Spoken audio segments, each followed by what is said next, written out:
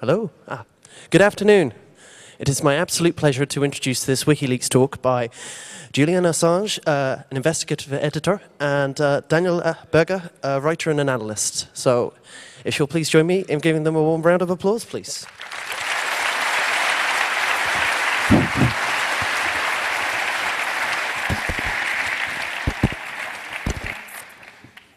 Hello everybody. I hope the audio is okay. So it's good to see that so many people made it to the talk. We're, despite the technical issues we have, we're happy to begin now. We've been thinking a while about what to present at this talk for this audience. So we will begin by discussing what WikiLeaks actually is about, to make sure that everybody here in the audience has an understanding of what this project is aiming at. In the second part, we will explain to you some principles that we have as an underlying theory of why we're actually doing this project. The third part will deal with a more advanced view of today's media and censorship in the media.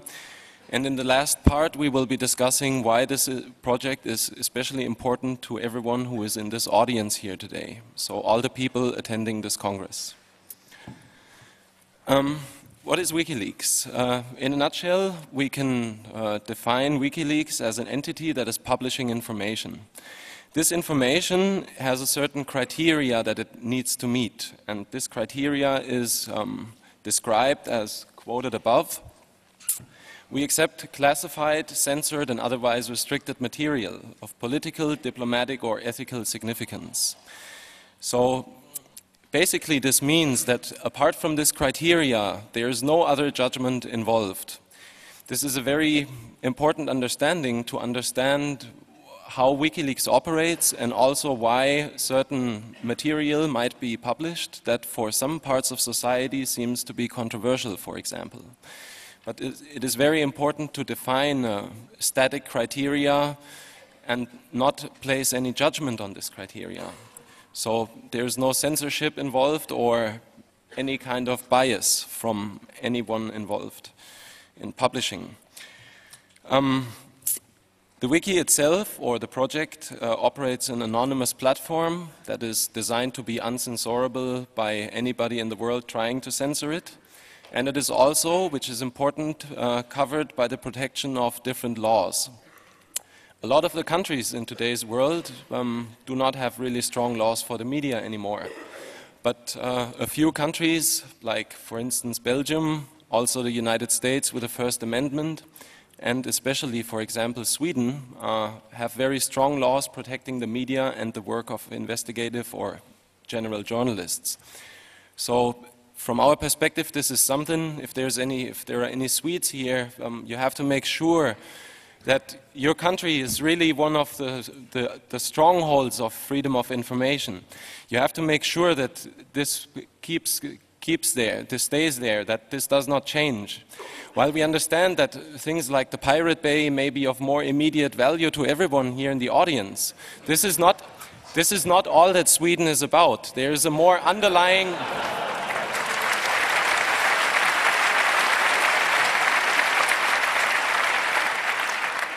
Please make sure that democratic values do not get undermined by consumption or by risks to potential businesses or things like this. We're talking about something more and much more important here. The second thing, it is a technology that is being used to defeat shortcomings in our societies. So we can perceive that our societies and the legal regulations we have are not really optimal. And we need to use the technology in a way to address these issues, to route around them, to maneuver around them, and to get to a goal that is a sane thing for society and not a subject of some weird regulation. We're enabling free speech and trying to save the fourth estate. We'll be talking about this a little bit more. For who's not familiar, the fourth estate presents the independent media as a controlling body in a state. We'll be discussing this a little bit more in detail. And it also is a proof of concept. This is also something very important to understand. The development of this platform is not finished and most likely will never be finished. And what right now is implemented is a test base or a proof of concept that shows that the actual ratio behind the project is working. And in this respect, there's going to be more help needed from a lot of talented people that I assume are also in this audience to further this development and to implement more mechanisms that have been defined as being useful. So I'll quickly introduce you to some technical challenges we have within the project. WikiLeaks is, after all, driven by a lot of technology. So one of the technical issues we're looking at is sanitizing of documents. Every document that gets published is in some way cleaned before metadata that can compromise a source who wants to remain anonymous is removed from this document. This is a big challenge as we also identify new means of metadata or, let's say, other concepts on how to get to a source if you're investigating. So this is also a developing process. There are some issues with SSL and trust in general that we perceive in our platform. We can say we do not trust, as a principle, we do not trust anyone operating a business that is selling some kind of certificates, for example. Ultimately, we believe that each of these businesses can easily be compromised. So the only certificate we trust is ours, and there's going to be some development for the future where we will address this with maybe we're looking into a customized Tor browser bundle or a live CD that only has our certificate to avoid being compromised from another entity.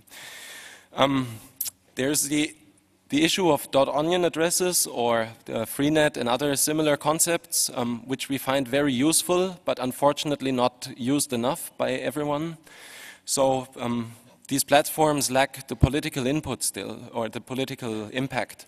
People are not using it in a way that it is acceptable for the media to pick up information from .onion addresses or to use these to generate more traffic on the Tor network. And there's the general problematic thing that we're running, and this is a slight misconception sometimes. We're running a high availability network, but high availability in a sense of being censorship proof. So it's a different angle from saying that you want to be online for 99.9% of the time. If you want to make sure that nothing that you have online can ever be censored, even if your site goes down for half a day. So you need to implement mechanisms to make sure that you cannot be censored, and these mechanisms don't necessarily perform in the same way as some easy setups with a couple of caches in front and fast lines and easy hosting. So these are, I think, in a nutshell, the technological aspects of, or a few of the many technological aspects that we need to take care of. So this is a remainder from an older slide, actually. We had a hardware crash this morning, so a hard drive crash, and had to rewrite this a little bit. But we're going to take this to a next level with other development as well. So there's going to be more intelligent routing for documents, for content on the website, addressing legal issues that we might have in certain countries and similar things. So you want to talk about...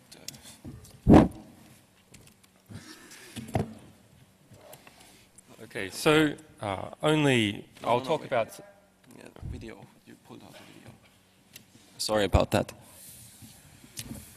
I will talk about some example cases. I'm not, in fact, perhaps we should see a show of hands here of how many people who have gone to WikiLeaks more than 10 times. No, that's the wrong resolution. So that looks to be about half the audience. So for that other half of the audience, you may have heard about some of the things we've done in the media, but what you hear about is frequently what is of greatest salacious interest to the Western media and to people in general. That doesn't tend to be our everyday work, so we'll give you just a couple of examples. There are many, many thousands of these examples, and maybe people can speak to us afterwards We don't want to exhaust you with all the successful examples which we have.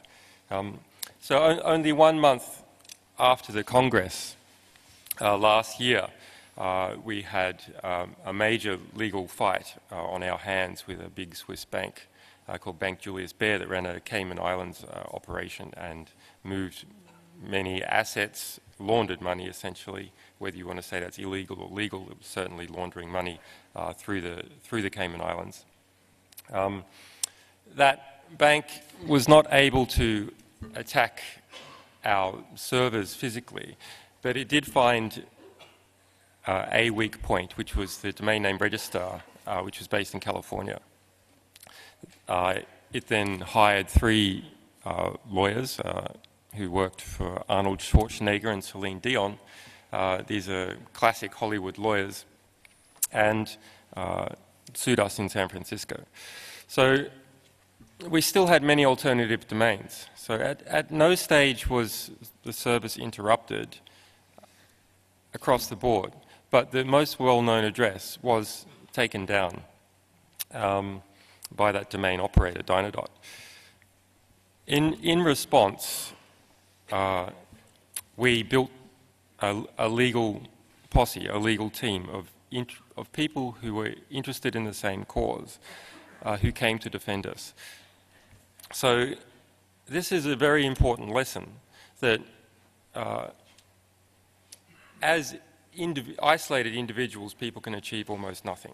But when groups come together in common interests, they can achieve a lot. And so,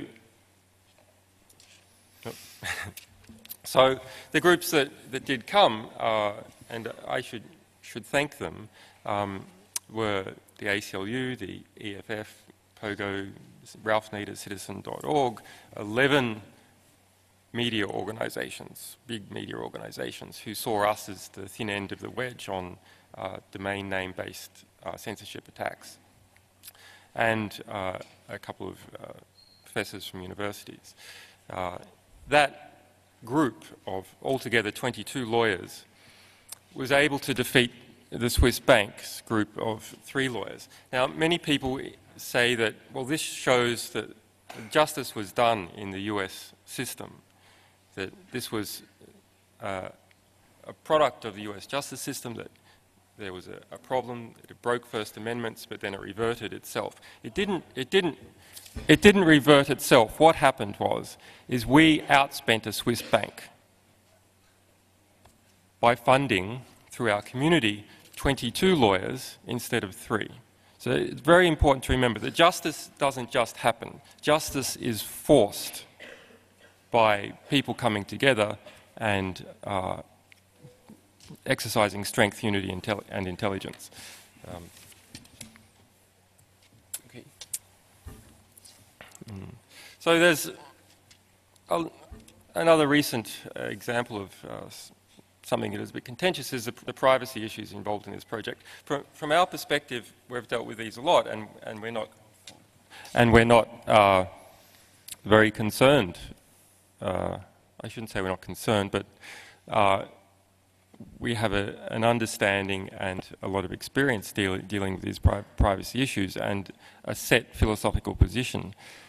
But for other people, there has been concern. So there was even concern in getting this talk on here at the Congress, believe it or not, to do with Sarah Palin. So we released Sarah Palin, the US Republican vice presidential candidate's emails. Now, people have said, well, this is her personal email. She's a political figure, and these emails may be of some political relevance, but they are her personal emails. Who's to judge the relevance, the political relevance? If it's us who is to judge the political relevance, then are we robust enough to judge this for all of society? Because in the Sarah Palin case,